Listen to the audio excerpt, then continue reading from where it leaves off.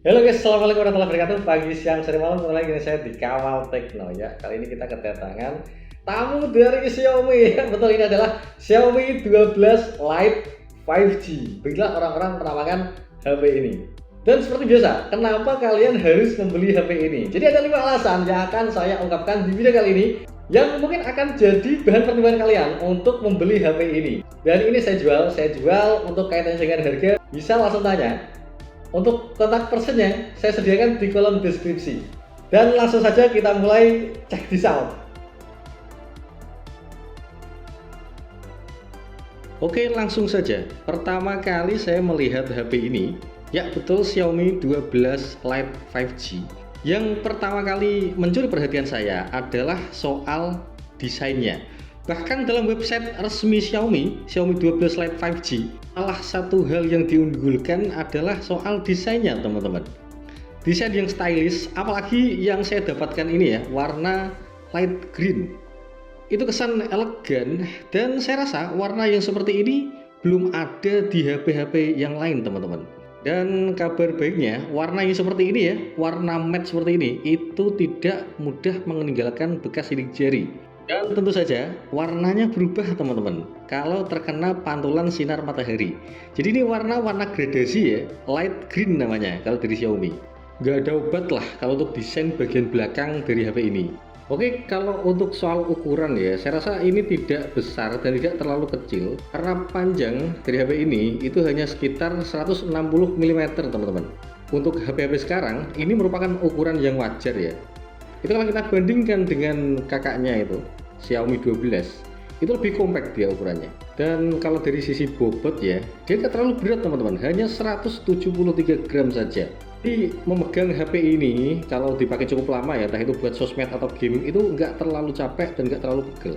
Tapi entah kenapa ya, HP-HP dengan desain yang mengotak flat seperti ini ala-ala iPhone, entah kenapa saya kurang suka. Karena biar bagaimanapun ketika digenggam itu agak kerasa dia agak tebal dibandingkan dengan HP-HP yang backdoor dan frame itu rounded. Itu feel ketika memegang itu kerasa lebih tipis, teman-teman. Kalau kalian tim mana nih guys? Dan sayangnya lagi ya, untuk frame ini tidak terbuat dari metal, teman-teman, tapi hanya terbuat dari plastik. Ya mungkin karena budget sudah mentok di prosesor ya, dibikin prosesor gaming. Jadi kemudian untuk kaitannya dengan hal lain seperti frame itu dibikin plastik agar menghemat cost. Tapi gimana jika frame plastik yang seperti ini itu dibikin aksen chrome? Itu saya rasa akan jauh lebih menarik dan jauh lebih bagus. Silahkan bagi yang setuju klik like dan komen ya. Oke, jadi kelebihan yang pertama tadi yang saya bahas adalah soal desain. Yang kedua adalah soal layarnya, teman-teman. Ini kalau saya baca referensi di website resminya Xiaomi ya, itu fiturnya terlalu wow, teman-teman. Tapi untuk realitanya, faktanya, apakah memang wow seperti itu atau biasa-biasa saja? Untuk kaitannya bentang layar sendiri ya, dia 20/9 Full HD Plus 2400 kali 1080 402 ppi dengan brightness sampai 950 nits di bawah sinar matahari. Dan tentu saja ada fitur HDR 10 Plus-nya, teman-teman. Kaitannya dengan warna bisa kita atur di pengaturan. Jadi ada beberapa mode dan pilihan ya, tersaturasi, terus ada vivid dan lain-lain. Kalau refresh rate dia mantap lah, 120 Hz dan bisa disetting manual untuk menghemat konsumsi daya. Gimana teman-teman? Kalau menurut saya sih soal layar ini sudah paket komplit banget dari Xiaomi ya. Bahkan di website resmi itu ada banyak istilah-istilah yang mungkin asing di telinga saya ya. Dolby Vision, kemudian ada True Color teknologi, kemudian ada True Display, kemudian ada 1920 Hz PWM dimming. Istilah-istilah seperti itu saya kurang paham, teman-teman. Bagi yang paham silahkan tinggalkan di kolom komentar ya, penjelasannya saya tunggu. Tapi coba deh teman-teman, itu kalau menurut kalian klaimnya itu terlalu berlebihan gak sih? Jadi sehari-hari saya pakai dua HP, teman-teman. Satu itu Infinix Zero Ultra untuk editing video dan rekam. Satu lagi itu pakai Oppo Reno 3 Pro yang versi 5G Inter itu. Dan saya rasa soal akurasi warna, ketajaman, saturasi, bahkan kenyamanan ketika dilihat itu tidak bisa dibandingkan dengan kedua HP yang biasa saya pakai. Di lain kesempatan, lain video akan coba saya komparasikan soal layarnya teman-teman. Oke, jadi soal layar selesai ya. Sekarang ke kamera teman-teman. Langsung saya simpulkan saja, setelah itu kita tarik generalisasi.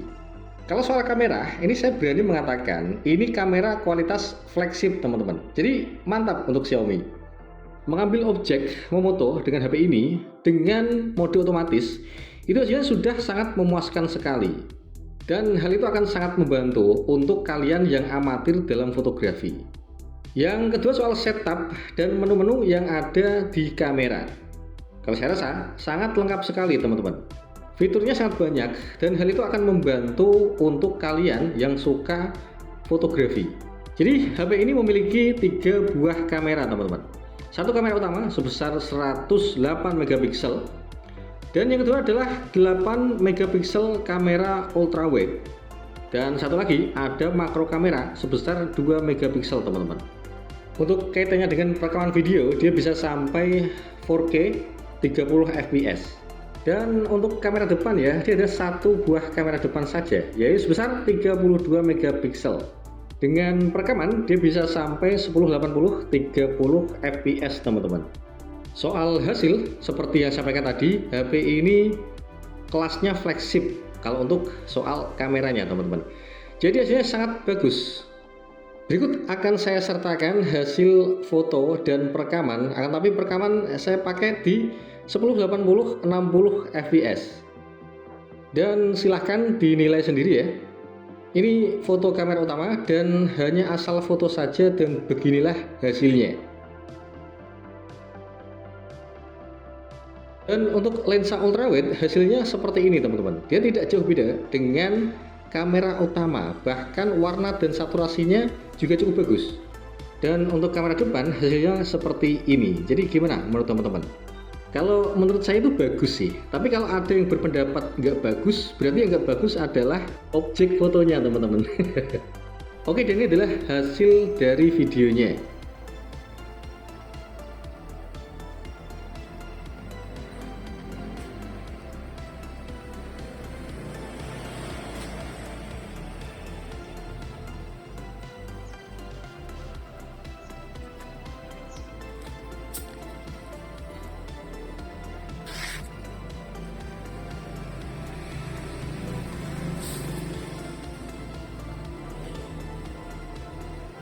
Oke, selanjutnya soal performa ya teman-teman ya.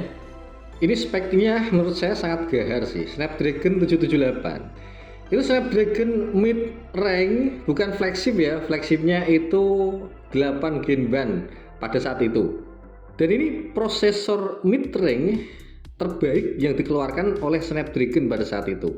Banyak gamer yang suka dengan prosesor ini teman-teman. Karena apa? Yang pertama adalah suhu, dia sangat bagus sekali. Dipakai untuk main game, bahkan di luar ruangan, dia suhunya tetap stabil, tetap adem teman-teman. Yang kedua, kelebihan daripada Snapdragon 778 ini adalah terkait dengan konsumsi daya teman-teman. Jadi HP dengan kapasitas baterai yang hanya sekitar 4000 atau 4500 yang dibekali dengan prosesor ini, itu terasa sangat awet sekali, bahkan bisa dipakai sosmed itu hingga seharian teman-teman. Dan kabar baiknya, Xiaomi juga menghadirkan fitur game space di HP ini teman-teman. Jadi ini fungsinya untuk menstabilkan dan untuk meningkatkan performa, dan ada beberapa fitur yang saya rasa sangat berguna untuk kalian para gamer. MIUI menurut saya bukan UI terbaik teman-teman, akan tetapi MIUI disandingkan atau digabung dengan prosesor Snapdragon 778G, maka akan jadi suatu hal yang sangat menarik di tahun ini teman-teman. Untuk harga bekas, termasuk harga yang saya tawarkan adalah sekitar 4 juta lah, 4 lebih sedikit. Dan saya rasa dengan semua fitur yang dimiliki yang saya katakan tadi, ini sangat worth sekali untuk dibeli.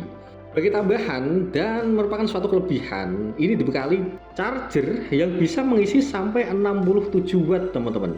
Dan ada fitur menariknya juga, yaitu pengisian daya yang dioptimalkan. Maka ketika baterai sudah 80%, dia sudah tidak ngebut lagi ngecasnya teman-teman.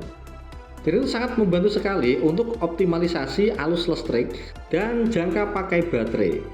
Oke, dan itu adalah kelebihan daripada HP ini, Xiaomi 12 Lite 5G. Kira-kira untuk harga 4 jutaan ini bagus nggak HP ini? Oke, silahkan tinggalkan di kolom komentar ya untuk saran, masukan maupun hujatan.